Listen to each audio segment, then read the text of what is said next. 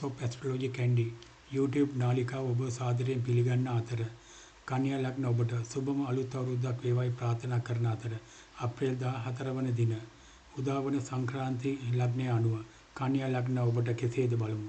චන්ද්‍රයා හෙවත් සඳ උදේවන භාවයේ සිට චන්ද්‍ර අධි යෝගයේ බලයත් සිකුරු ග්‍රහයා මීන රාශියේ සිටීම නිසා මහෞෂධ යෝගයේද ඉන්පසු පැය කිහිපයකට පසු රවි උච්ච වීම නිසා මයුරපාල යෝගයේද උදා වීමත් සමගම කන්‍යා ලග්නයට යෝග බලයක් ලැබීම නිසා වර්ෂය පුරාවටම සුබ කරුණු ඉෂ්ට වෙයි. ඒ අනුව විදේශ ගමන් සාර්ථකත්වයට පත්වෙයි. වන්දනා ගමන් බිමන් යාමට හැකියාව පවතී. ආගමික භක්තියද වැඩි දියුණු වෙයි. 2025 ජූනි 6 වෙනිදා දක්වා කාලය ලාභ ප්‍රයෝජන ලැබෙන කාලයක්. සියලු කටයුතු දියුණුවට යන කාලයකි. ලාභ ප්‍රයෝජන ඇති කරයි. දේපල පවා ලැබෙන්නට පුළුවන්. ආදායම තත්ත්වය යහපත් වේ. දේශපාලනයේ යෙදී සිටින අයට හොඳ ජනප්‍රසාදයක් ලබා ගැනීමටද පුළුවන්. වෙළඳ ව්‍යාපාරවල යෙදී සිටින අයට වැඩිපුර ලාභ උපදවා ගත හැකි. ඒ වගේම කන්‍යා ලග්නයෙන් උපන් ඔබට දරුවන් ඇතිනම් ඒ අයගේ උසස් වීමද නියම වේ.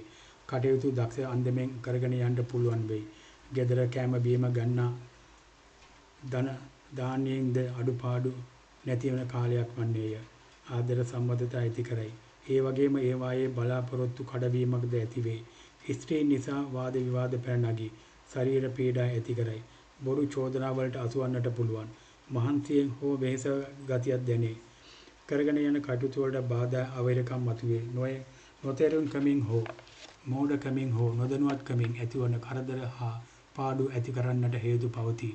සිත් ඇවුල් සහිතයි. රැකී ආරක්ෂා වලින් පහළ වැටුනොත් නැවත ඒ තත්ත්වයට නැගී සිටීමට ගන්නා සියලුම උත්සාහයන්ගේ ප්‍රතිඵල කරදරයට සහ බලාපොරොත්තු සුන් වීමට හේතු වෙයි. ශරීරයේ යම් කොටස් දුර්වල වීමට දිරා යාමට ඉඩ තිබේ. ලේ ගමන දුර්වල වෙයි.